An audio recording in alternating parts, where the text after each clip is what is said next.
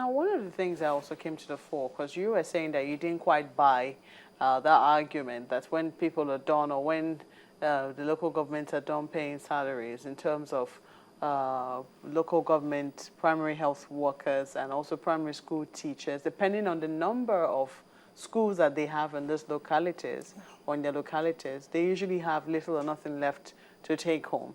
One would also ask, what would you say? Because it's also a problem that the federal government seems to be experiencing in terms of how our budget is skewed, in terms of what goes to capital expenditure and what we have in recurrent. Don't you think that's also something that could trickle down and also be felt at that particular level? Yes, there's a possibility. There's a possibility to that. But, I said that to say this. I think also efforts should be made to also know how much is accrued to the local government and how much are they getting. We know that this is the amount that the federal government allocates to so and so local government, but how much are they getting? So when they come up and complain that, after paying salaries and the little things, they don't have enough, do we know how much that the state government gives them? I think knowing that, having that number, we know. I think having that knowledge will help us to know whether it is really a fact that after paying salaries, they can do any other thing. How do we get our local governments to be a little more active? Do you see constitutional impediments in their way as well? Yeah. I don't think that the local government should be under the states. Really? Why? I don't think that the state governor should control the local government. I mean, this is the only part of the world where such a thing happens. I mean, all over the world, you go to the US, go to the UK, the parties contest fiercely for the mayor seats. And it's not about, in a state whereby if you have somebody who's a PDP governor, then every local government under him must be PDP, every chairman, all the chairmen in the local government must be under PDP, until we kind of extricate the local government from the total control of the state. I think both the local government, there should be a kind of autonomy for local government. Shouldn't we also ask, do the local governments want that autonomy? They do. You see, but remember, it wasn't long ago where the National Assembly did ask that question, and they said, well, okay, the way we are. Yeah, because the people who answered you are people who were handpicked by the governors. They won't want to be seen to be against those who handpicked them.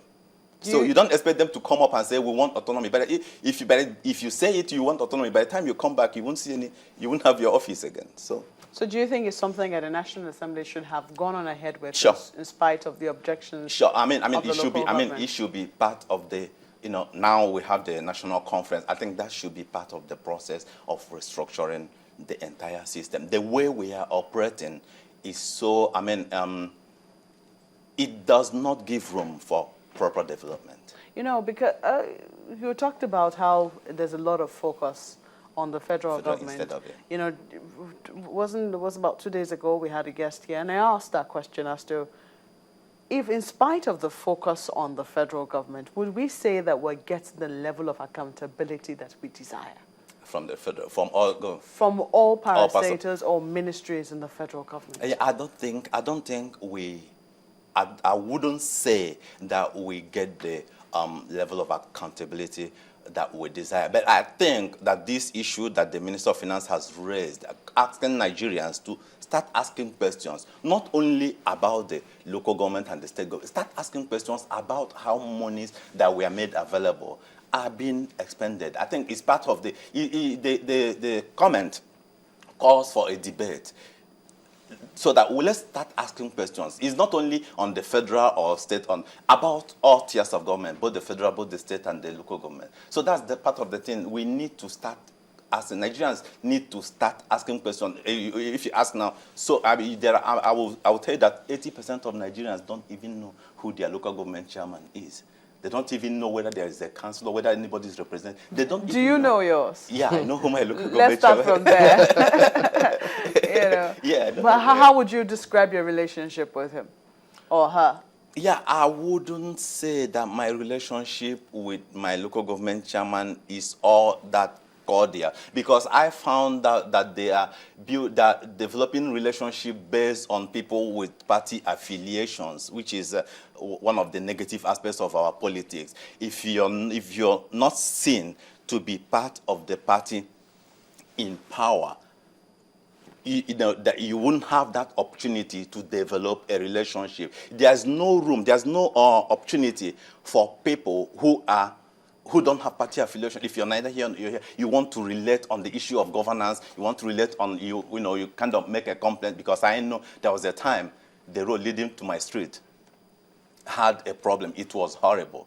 I took photographs of the road and went to the chairman of the local government. I know how long it took me before they allowed me to, and for me to see him, I had to go through a local party talk to be able to see the chairman. So these are part of the thing. There are certain institutionalized attitudes that make it hard for people who don't have party affiliation, but who are concerned about the level of governance within the locality, to interface with their. So it brings to two, Chamberlain, it brings to two the number of issues we're taking up with local government. Only recently, we started this sticker campaign where you see local government, people purportedly from the local government, trying to collect all manners of taxes, you know, from motorists passing through their particular domain. Have you also experienced that? Sure. About multiple taxation. I mean, okay, just let me tell you. One of the richest local governments in Nigeria, Obia, or local government in River State. I mean, it controls so much. Some of these local governments make so much. And that's an area, nobody, what they call money for the boys. Every day you see people going around collecting one kind of money, they call lunch. You go to a place like my 12 to buy fruits, you pay for the land. If you're buying something of up to 2,000 naira, you pay for the land for 300 naira. Although if entire my 12 market. The people who are buying pay? Or if you're buying. If you're buying, you pay. Are you serious? Yeah, by the time you finish, bargaining, you will see some group of boys, they will come up and say you to pay for the land. And that's what happens in most of this market. Who gets the money? So what I'm saying is that there are so much that the local governments, they are making so much. What would you say about that manner of taxation? I mean, because, maybe in the market, some people will say that the market people already understand how the structure works.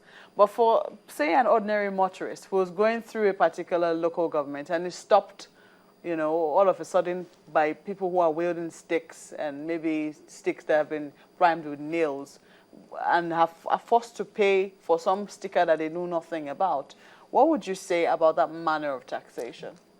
That's among the myriad of stuff that are negatively impacting on the business climate of this country. So because I think there is a need for us, not only, I think there is a need for the government to focus on what's happening in the localities, because ordinarily the local government should be the tier of government that is closest to the people. I've had that experience severally.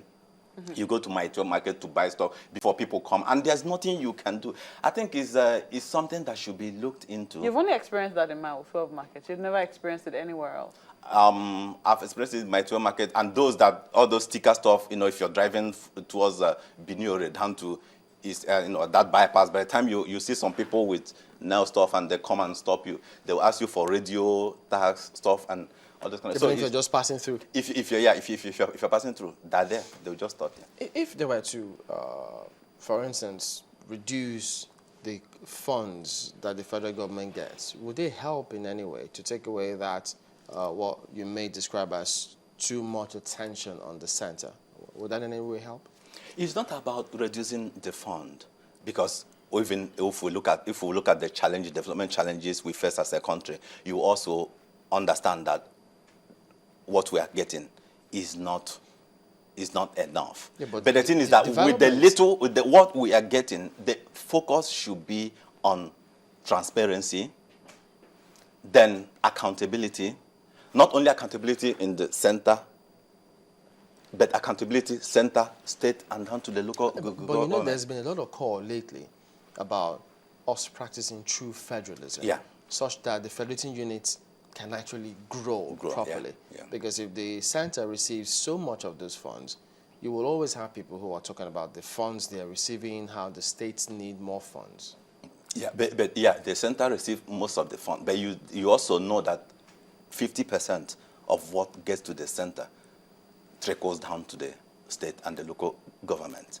So but when you look at it from that aspect, you will discover that we need, as a country, I think that what we need is for us to find ways to encourage the state governments to start looking inwards. I mean, you don't have to be a governor and you wait for every month for allocation from Abuja. There are other things that the state can do. Like a state like Lagos, over time, we've seen how Lagos has worked to improve on its internal revenue generation. So many states can do like that. And I think that this issue should focus on the business climate in all of these states, so that the state government should know that they are the chief marketing officers of their state. They are not just there as an administrator, but they are there to help to create enabling environment for the economies of their states to thrive. I think that's an area we should focus on. All right, Kelechi Anyawu is the managing editor of National Daily Newspapers. Thank you for coming on today. It's my pleasure.